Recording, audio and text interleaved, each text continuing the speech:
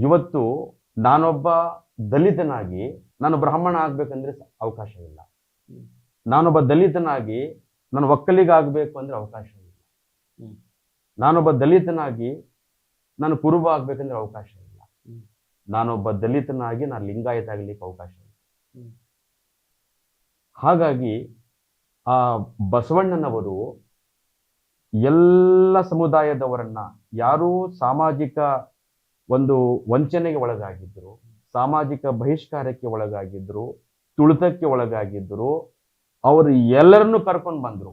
ಇವತ್ತು ಲಿಂಗಾಯತ ಧರ್ಮ ಇಷ್ಟೊಂದು ದೊಡ್ಡದಾಗಿ ಬೆಳಿಬೇಕು ಅಂದ್ರೆ, ಇಷ್ಟೊಂದು ದೊಡ್ಡ ಸಂಖ್ಯೆಯಲ್ಲಿ ಇವತ್ತು ಕೋಟಿಗಟ್ಟಲೆ ಲಿಂಗಾಯತರು ಇದೀವಿ ನಾವು ಕರ್ನಾಟಕದಲ್ಲಿ. ಕಾರಣ ಏನು? ಬಂದವರನ್ನ ಎಲ್ಲರನ್ನು ಸ್ವಾಗತ ಮಾಡಿದ್ದೀವಿ.